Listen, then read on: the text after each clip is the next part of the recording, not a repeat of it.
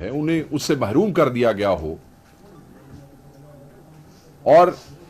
سیاسی اسیروں کو 2 سال سے ڈریگ کیا جا رہا ہو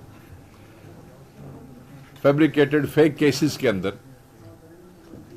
لوگوں کو ضمانتوں سمیت گرفتار کر لیا جائے، پارلیمنٹ کے اندر سے عوامی نمائندوں کو اغوا کر لیا جائے، ملک میں امن و امان نامی کوئی چیز نہ ہو، اور وہ لوگ جن کے پاس عوامی مینڈیٹ نہیں ہے انہیں انسٹال کیا گیا ہو، جن کو عوام نے ووٹ نہیں دیے، تو ان ساری چیزوں کو سامنے رکھتے ہوئے اور بیش بہا اور ایسی صورتحال ایسی چیزیں موجود ہیں جہاں پہ پھر ناگزیر ہو گیا کہ سول نافرمانی کی کال دیے بغیر پھر گزارا نہیں تھا۔ سو اس لیے خان صاحب نے یہ ساری چیزیں، ہیومن رائٹس وائلیشنز، سولین کا military trial, again rule of law, یہ ایسی چیزیں ہیں جو جتنی بھی تنظیمیں کامن ویلتھ سے لے کے یونائٹڈ نیشنز تک آپ جتنے بھی چارٹر پڑھیں، یہ 3 چیزیں اہم ترین چیزیں ہیں جن کا ذکر جو ہے وہ ان کے چارٹرز میں ان کے بنیادی طور پہ موجود ہے، اور اس پہ کمپلشن ہے پوری دنیا کی اور ان تمام سگنیٹری کنٹریز کی جو ان تنظیموں کا حصہ ہے، جو ان اداروں کا حصہ ہے،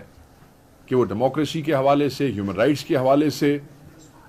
اور رول آف لا کے حوالے سے، فیئر اینڈ ٹرانسپیرنٹ ٹرائلز کے حوالے سے جو ہے وہ آواز اٹھائے، اور اس پہ ان لوگوں نے آواز اٹھائی بھی ہے۔ میں نے لاسٹ ٹائم بھی آپ سے ڈسکس کیا تھا۔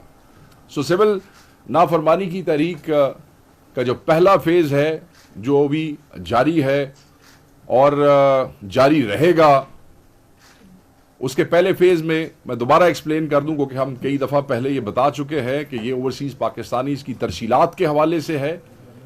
کہ وہ ترسیلات خان صاحب نے انہیں یہ کال دی ہے کہ وہ ترسیلات پاکستان نہ بھیجیں، اور اس میں جو چیزیں بڑی اہم ہیں وہ یہ ہیں کہ اوورسیز پاکستانیز جو پچھلے کئی سالوں سے، کئی دہائیوں سے پاکستان کے اندر اپنے حقوق کی جنگ لڑ رہے ہیں،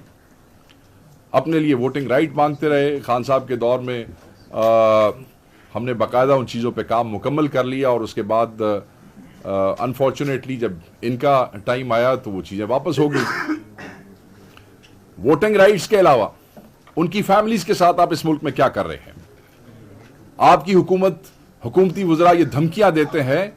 کہ تمہارے پاسپورٹ کینسل کر دیے جائیں گے، تمہارے شناختی کارڈ بلاک کر دیے جائیں گے، جب تم ایئرپورٹ پہ لینڈ کرو گے تمہیں گرفتار کر لیا جائے گا۔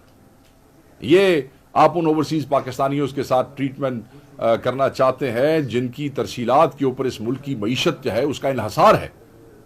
دوسری طرف ان کی فیملیز کے ساتھ کیا ہو رہا ہے؟ سالوں سے ان کے جو انویسٹمنٹ یہاں کرتے ہیں، جس کے لیے ہم وہ لٹرلی بیگ دیم کہ آپ پاکستان میں انویسٹ کریں، وہ جو انویسٹمنٹ کرتے ہیں ریئل اسٹیٹ سیکٹر میں، ان کے پلاٹس پہ قبضہ، ان کی زمینوں پہ قبضہ، پولیس ان کو ڈفرینٹ ڈسٹرکٹس میں کیسے ان کو جو ہے وہ مسٹریٹ کرتی ہے، اور کس طرح ان کی چیزوں کی جو ہے وہ حفاظت نہیں ہوتی، کس طریقے سے وہ پاکستان کی محبت میں دن رات محنت سے کمایا ہوا پیسہ پاکستان میں انویسٹ کرتے ہیں۔ یہ جو پچھلے 1.5-2 سال سے ان کے ساتھ ہو رہا ہے، ان کی فیملیز کو تنگ کیا جا رہا ہے، ان کے رشتہ داروں کو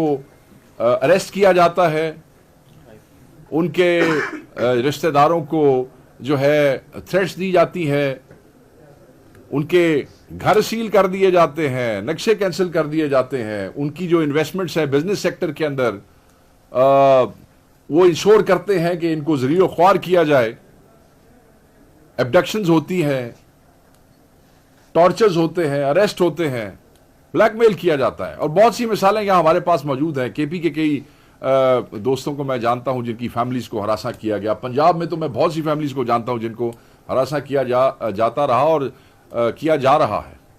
صرف اس لیے کہ جن ملکوں میں وہ بیٹھے ہیں اور محنت مزدوری سے پیسے کما کے یہاں بھیج رہے ہیں، وہاں پہ وہ اپنے سول اور پولیٹیکل رائٹس استعمال کر سکتے ہیں، اگر وہاں وہ پاکستان کے لیے آواز اٹھاتے ہیں۔ یاد رکھیے گا، ہیومن رائٹس کے اوپر بات کرنا، we are all global citizens, یہ کوئی مداخلت نہیں ہوتی ہے۔ دنیا میں جہاں بھی کسی ملک میں بھی ہیومن رائٹس وائلیٹ ہوتے ہیں، دنیا اس پہ بات کرتی ہے، اور یہ ایسا فینومینا نہیں ہے کہ جس کو ہم انٹرفیئرنس، یہ ایسا فینومینا ہے جس پہ بات کرنا لازم ہے اور سب پہ لازم ہے۔ تو میں یہ سمجھتا ہوں کہ جب آپ اوورسیز پاکستانیز کو اس طرح ٹریٹ کریں گے، جب آپ ان کو ان کے رائٹس نہیں دیں گے، جب آپ ان کی جائیدادوں کو، ان کے رشتہ داروں کو، ان کے انٹرسٹ کو یہاں پہ پروٹیکٹ نہیں کریں گے، اور پھر آپ جو ہے وہ انشور کریں گے کہ وہ جب یہاں پہ لینڈ کرے تو انہیں گرفتار کر لیا جائے، تو پھر آپ ان سے کیوں ایکسپیکٹ کرتے ہیں کہ وہ ریمیٹنسز کے حوالے سے وہ جو ہے وہ آپ کو oblige کریں گے؟ یہاں پہ بالکل یہ سوال بھی ہوتا ہے کہ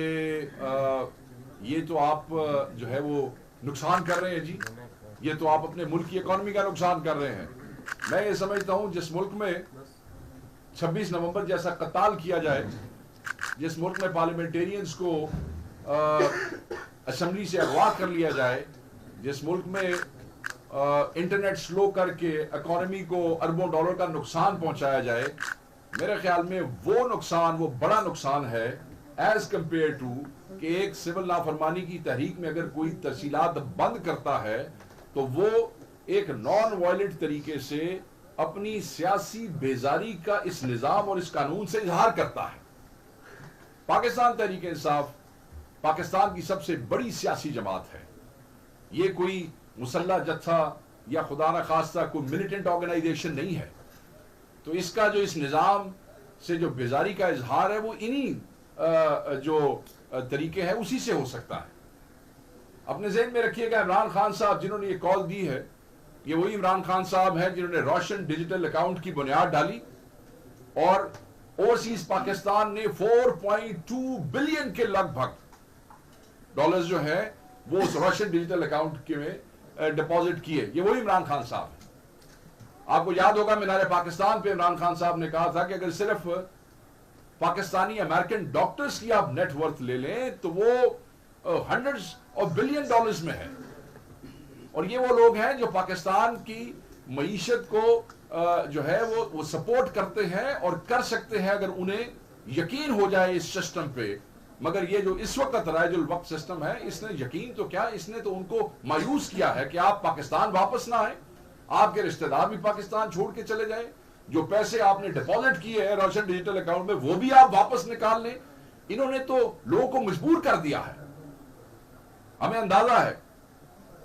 کہ لوگوں کو مسائل بھی ہوں گے، عمران خان صاحب یہ سمجھتے ہیں کہ لوگوں کو مسائل بھی ہوں گے، مگر وہ مسائل ایک فسطائی حکومت کے راج سے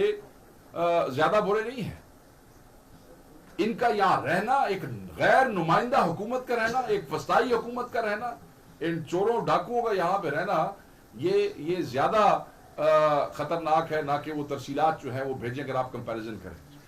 اگر صرف 3 ماہ ہی، یہ بھی ہمیں اندازہ ہے کہ زیادہ تر ترسیلات جو ہیں وہ مڈل ایسٹ سے، GCC کنٹریز سے آتی ہیں، اور یہ بتایا جاتا ہے بار بار کہ جی وہ تو ان کا انحصار اس کے اوپر ہے۔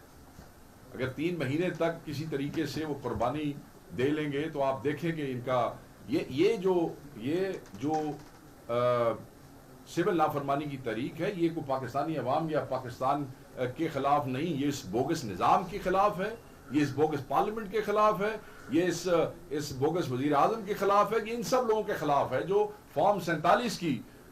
پیدائش ہے۔ سو یہ قربانی جو ہے وہ اوورسیز پاکستانی، اور یہ یاد رکھیے گا، لوگ کہتے ہیں یہ ہوگا نہیں، یہ ممکن نہیں ہوگا۔ مڈل ایسٹ کے اندر وائٹ کالر اور اس میں بلو کالر جو لوگ ہیں، جو مزدور لوگ ہیں، ان کا ایک بانڈ ہے عمران خان کی ذات کے ساتھ۔ یہ کال عمران خان نے ڈائریکٹ ان کو دی ہے، تو اگر کوئی یہ توقع رکھتا ہے کہ شاید ایسا ممکن نہیں ہوگا تو آپ خاطر جمع رکھے، آپ کو پتہ چل جائے گا 1-2 ماہ کے اندر کہ یہ کیا ہے، اور لوگ خان صاحب سے کتنی محبت کرتے ہیں، اور آپ کی فسطائیت کے باوجود وہ آج بھی ڈٹے ہوئے ہیں۔ کسی نے اوورسیز میں اپنا کوئی سٹانس واپس تو نہیں لیا، کوئی ڈیفیکشن تو نظر نہیں آئی، کوئی آپ سے گھبرایا تو نہیں ہے۔ تو صرف یہ چیز اپنے ہم ذہن میں رکھیے گا کہ یہ جو کال ہے یہ جاری ہے، یہ جاری رہے گی، اس میں سنجیدگی ہے۔ جب آپ اوورسیز کو اس طرح ٹریٹ کریں گے تو وہ آپ کو پیسے نہیں دیں گے، اور ہم یہ سمجھتے ہیں کہ جو پہلو اخباروں میں اور ٹاک شوز میں اٹھائے جاتے ہیں وہ ساری چیزیں دے آر ویل کنسیڈرڈ ان پہ۔ اور اپنے ذہن میں رکھیے گا کہ صرف 2-3 مہینے ہی اگر یہ قربانی اوورسیز پاکستانیز دے لیتے ہیں, جو کہ خان صاحب سمجھتے ہیں کہ وہ دیں گے, وہ جو اسپیشل بانڈ ہے ان کا ان کے درمیان, اس کی وجہ سے تو یہ جو دھچکا ہوگا وہ اس ایسی حکومت کو, ایک ایسی جعلی حکومت کو جو آلریڈی اپنے گھٹنوں پہ ہے, یہ بس پھر ایک دھکا ہی ہوگا ان کے لیے. اور اس نظام کا اور ان لوگوں کا جانا, ان فسطائیوں کا یہ نوشتہ دیوار ہے, اور اب یہ ہونا ہی ہونا ہے. تو بس یہ ایک چیز تھی جس کے حوالے سے ہم چاہ رہے تھے کہ وہ لوگوں کو ری ایشور کرائیں کہ یہ خان کی کال ہے, یہ بھی جاری ہے, اس پہ نہ کوئی واپسی ہے, نہ اس میں کوئی لچک ہے, نہ اس میں کوئی ایسی بات ہے. ہاں یہ ضرور ہے کہ یہ جو 2 چیزیں ڈسکس کی گئی ہیں اسیروں کے حوالے سے اور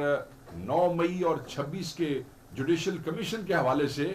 اگر اس پہ, کیونکہ لوگ پوچھتے ہیں جی کہ یہ کیا رکے گی, کیا ٹائم فریم ہے اور کب تک ایسا ہوگا, تو اس پہ خان صاحب بڑا واضح کہہ چکے ہیں کہ اگر جو 2 ڈیمانڈز جس میں 26 تاریخ اور 9 مئی کا جوڈیشل کمیشن ہے اس کی فارمیشن, اور جتنے بھی سیاسی اسیر ہیں, اور خان صاحب بڑا واضح کہتے ہیں کہ سیاسی اسیروں میں آپ مجھے سب سے آخر میں سمجھیں, پہلے ایک پاکستان تحریک انصاف کا سیاسی اسیر جو ناحق قید ہے, بے گناہ بھگت رہا ہے, یہ سب کچھ وہ نکلے گا, اور وہ کہتے ہیں کہ میری جو ذات ہے وہ سب سے آخر میں ہوگی. اگر یہ چیزیں ہو سکتی ہیں اور اس میں کوئی پیش رفت نظر آئی خان صاحب کو, تو اس پہ وہ دیکھتے ہیں کہ then he might think about revising this decision, not before that.